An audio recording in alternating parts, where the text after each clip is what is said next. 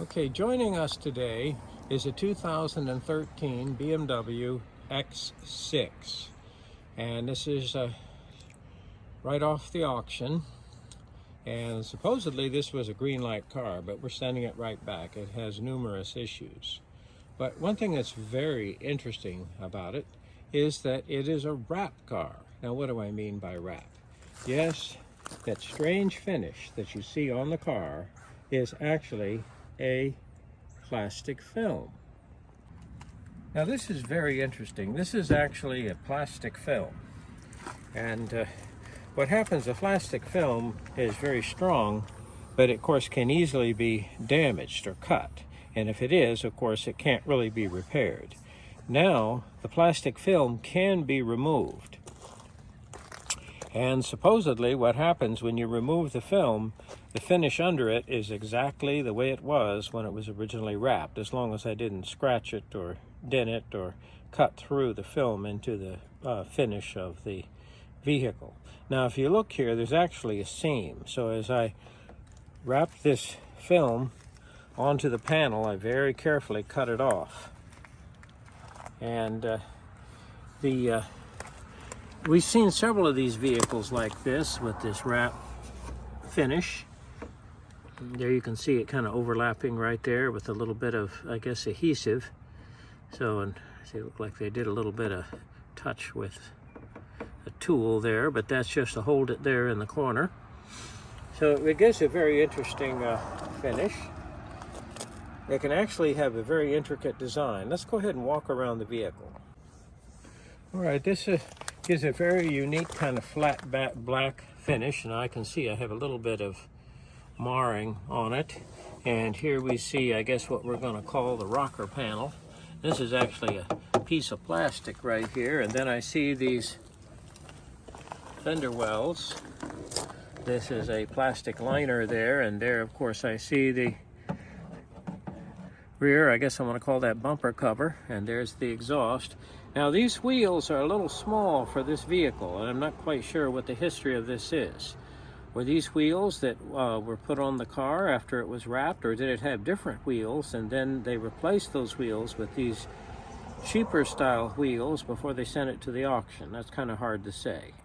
But these are a little smaller than what our X6 calls for. It does ride pretty well, though. Certainly those are new tires and relatively new rims. Okay, here we are. We're taking a look at the back of the vehicle. And what I'm looking right here, let's kind of zoom in right here and see if I certainly see the evidence of the film coming up to the VIN number. So there we see where they carefully cut out the window in the plastic film to expose the VIN number. Okay, here we can kind of see where the plastic film comes into the gas cap well, and here how they carefully work to cover the actual compartment cover. All right, here we're looking at the right rear passenger door, and here we can see where they brought the film in, and there we see the seam. Here we see the original color of the vehicle, and there we see the wrap. Now, you'd think that when they would send a car to the auction that they'd carefully clean it out, and they didn't. And I'm not quite sure what kind of message they think they're sending, because when we see a car like this, it automatically deducts the price that we want to pay for it. I mean, let's face it, if you're going to sell a car to anybody, it doesn't matter who, or you're going to send a car to the auction, the least you can do is carefully wash it, vacuum it, do just a basic detail. Okay, here we see the inside. Now, we declined to inspect the vehicle, so we're not even passing it through the inspection process. So this is one that's going right back. But I do have a check engine light, I have a crankshaft position sensor code. I noticed that they replaced the crankshaft position sensor there just in front of the transmission bell housing on the lower right side of the engine, passenger side. But they also apparently replaced the harness and used Scotch locks, and we didn't even want to dig into it to see what happened. So what happens, we paid too much for it, and so we're sending it right back. And can you do that? Well, yes, you can, depending on how you buy the car. If you buy it, what we call green light, it's supposed to be a good car. And if you inspect it and find issues, you can enter arbitration or return the vehicle. Of course, you still pay an auction fee and have to pay for the shipping, which is unfortunate. If you enter arbitration, they'll oftentimes say, hey, look, go ahead and keep the car and we'll give you some of your money back. So we can do that too, but I don't think we want to do that with this one. We'd rather take our resources and invest it in a more favorable vehicle, one that will sell much easier. So that's what's going to happen to this one. Let's take a look at the engine compartment. Now here we're looking at the engine compartment of our BMW X5. This is a 2013 model year, and this is the earlier style X5. So I guess this, I believe, is the X70 body style. And this is the original N63. The N63 with the technical update is going to have the Valvetronic motors and Valvetronic, but this one does not. There's no Valvetronic motor hiding down there. So let's talk a little bit about the N63. What is it? Well, let's see. It is a twin turbocharged V8 engine. It has a displacement of 4.4 liters. They like to say, oftentimes when you're looking at an X5 with this engine, it says 5.0. But no, it's 4.4 liters. Now, this is an interesting engine, which a lot of manufacturers are following suit and doing the same thing, is that they call this hot V, and what they mean by that is the design of the cylinder head is kind of reversed from a traditional way of thinking with a V8 engine. In other words, the exhaust valves and exhaust ports go to the inside of the V between the two cylinder heads. And I have an exhaust manifold that comes up to the turbine housings and drives the turbine of the turbochargers. Now what's interesting is that the catalytic converters are actually right here. These are the pre-catalyst oxygen sensors, and the post-catalyst oxygen sensors are not far away. So our catalytic converters are actually right up here in the engine compartment. Now you can imagine there's some rather intense temperatures here. So I have obviously the sheet metal shielding. I have my two turbochargers. The turbocharged cartridge are lubricated with engine oil, but also cooled with engine coolant. So here we have our cooling lines, and I actually have a separate electric pump that will circulate coolant through the turbocharger cartridges.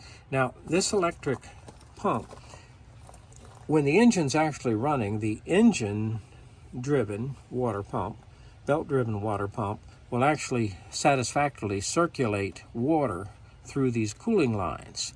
But as I shut the engine off, what happens is I have a hot soak period. Remember that the catalytic converters and exhausts are right here.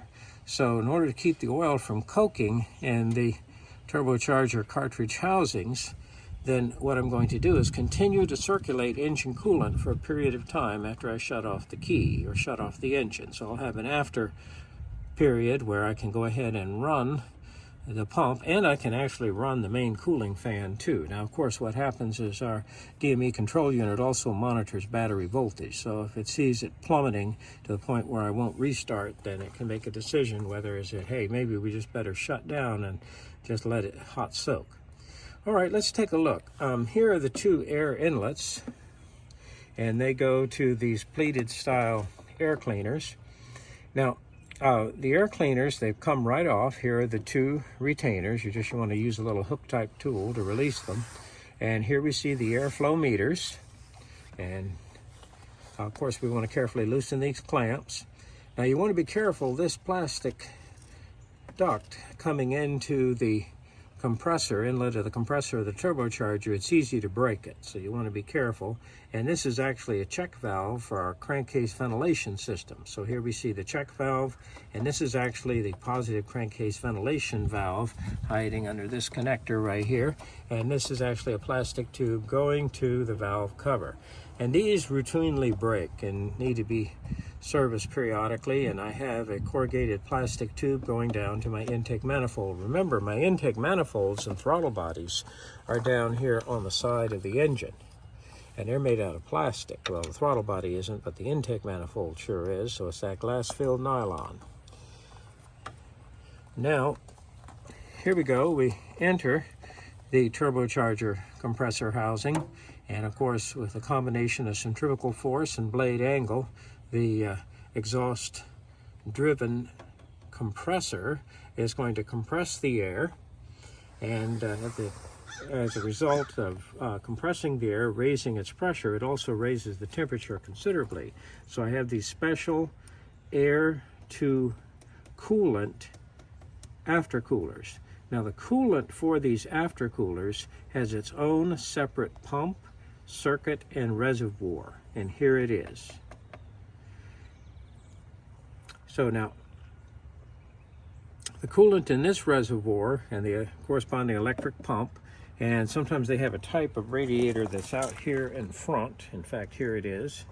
This is actually the radiator. There you see the coolant hose.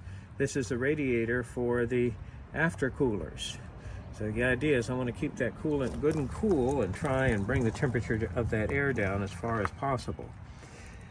Now, on some models, like the 750 or the 550, this coolant also circulates through a length of metal tubing that's part of the DME controller's housing to control its temperature in the engine compartment.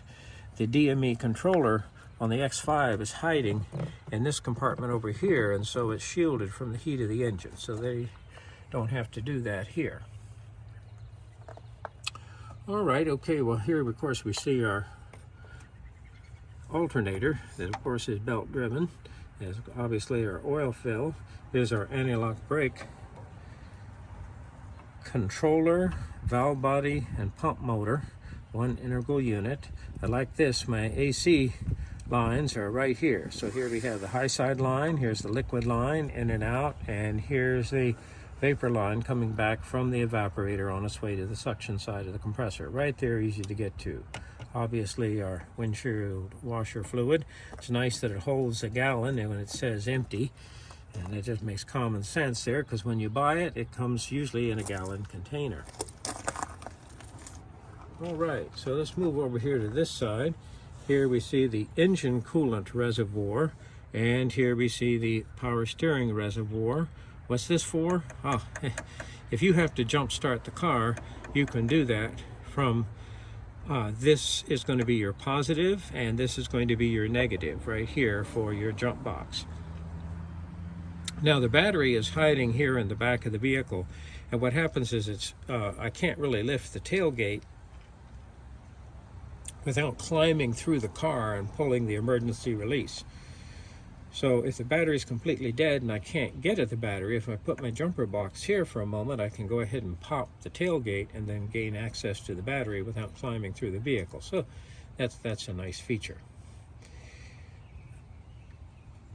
Now, one of the common problems with the N63 engine is that the exhaust and intake valve guide seals have a tendency to get hard and brittle after about 150,000 miles, and also with the use of some of the cheaper oils and failing to change the oil.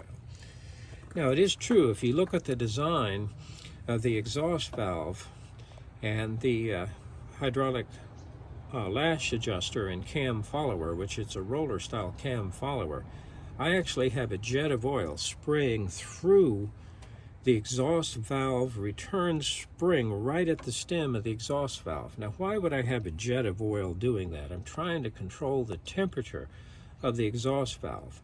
I don't have to do that with the intake valve, but that exhaust valve is getting very, very hot. So I have a jet of oil actually spraying right at the stem of the exhaust valve. Now, obviously, that lip-type garter spring seal, when it's brand new and soft and pliable, does an excellent job of providing an oil seal. Just a little oil gets past to provide lubrication. But what happens is the geometry of the cam follower, or for lack of a better term, rocker, because on one side I have the lash adjuster, I have the roller in the middle, and then of course I have the point that I make contact with the valve stem.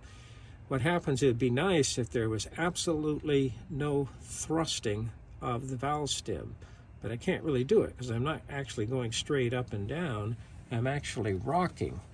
So what happens is I have a little bit of a thrust there on the stem of the valve, and that also works to wear the valve guide. However, a fresh set of seals that are soft and pliable, that usually stops the smoking right off. Now on this vehicle, and we'll take a look, it has a tendency to smoke rather heavily on just one side. And if you look at a vehicle, a BMW, the N63, and it's smoking heavily on just one exhaust, remember I have dual exhaust going back, and you have to make sure you don't have a common muffler obviously in the back, but you got to look, you know, do I truly have a dual exhaust going back? If it's smoke is favoring one side, oftentimes that's the indicator of a leaking ring type seal on the exhaust turbine. That's right, the turbine section of the turbocharger. I'm getting a little lubricating oil flowing back there. Now one of the main reasons for that is that the oil drain tube is stopping up. It's coking with oil. Again, failure to change oil regularly and using a subgrade oil. And of course, obviously the correction for that will inspect the turbocharger, but usually replacing the turbocharger cartridges, if you get it one, it's awful easy to get it the other. You can try and clean out those oil drain tubes, but it's usually better just to replace them. They don't cost that much. And then while you're at it, there is a critical glass-filled nylon Y-type connector hiding down here. Now this one's not leaking, but that would be a good idea to either freshen that up with a new one or replace it with the brass replacement. Okay, well this is kind of a general overview of the N63 engine. I would say it's a successful engine. It's very powerful, over 400 horsepower. This is the N63. Its close cousin is the Performance S63, and that's getting up into the 500 horsepower range. Where would I see an S63? Well, the X5 can come with the S63, and that's going to be the MX5. Now sometimes be careful, because you'll see the M on the vehicle where it's denoting, oh, it has the M style kind of trim. No, it's a real MX5 that has the S63 engine. Very different layout, different design for the exhaust manifolds, because what it does is it allows a true cylinder to cylinder to cylinder to cylinder puff there at the turbine wheels of the turbochargers. That's supposed to really improve the performance, and it has larger compressor wheels, so it can generate a higher boost at a given exhaust flow rate. Okay, so here we go. One thing to note though, replacing the radiator on a X5 is quite an involved process. And of course, as I look out at the front, I have several. I have, of course, the engine radiator. I have the AC condenser. And I have, this is the radiator for the aftercoolers. And oftentimes on the side, I actually have an additional cooler, oil cooler. So quite a lot going on here in the front of our N63. Okay, here we see our classic vehicle emissions control information, 2013 model year. And of course, this is our basic, I guess, federal emissions. Sometimes we have California emissions, but no, we're just our basic federal emissions, and give us a little information about the vehicle. Not much, actually. Okay, here we have the label for our air conditioning system. R134A has been the classic refrigerant for many years now, replacing R12. Now, R1234YF is supposed to be on the horizon. We've seen a few vehicles with it, but primarily when we're working on air conditioning, it's R134A. All right, here we see the front of our 2013 X6. Our wrapped vehicle. The headlights are actually in good shape, and of course I see my additional fog lights. I have just a little bit of damage right here, but this is actually a piece of plastic, and be purchased at a relatively low price. Sometimes it's a little frustration to get it just the right model year for it to work properly, but here we see the front of the X6, and this vehicle would be a good vehicle if the price was right, but we paid too much for it and it needs to go back. All right, now we were saying fog lights. These are actually turning lights, I believe. What happens is oftentimes when you go into a shop, they'll say, hey, one of these lights is out. Well, why is one of them out? Because obviously if I have the steering wheel turned to a position going to the left, this light will be on and the right light will be off, and vice versa. So both lights are on only when I'm straight ahead. And actually, I own an X5 with that feature, and that's really nice because when you're going to turn into a driveway in the dark of night, that light comes on and actually illuminates your path as you turn in to the driveway. So that's actually a very nice feature. And of course, these are headlight washers. I'm not a real big fan of these, and this might add a complexity there to the wrapping process, but they'll have a tendency to use up your windshield washer fluid prematurely. And of course, obviously, this little plastic cover, I'm going to be careful not to damage that. That's actually, you pop that out, and that's for your tow eye that threads into the bumper section there and the unitized frame rail.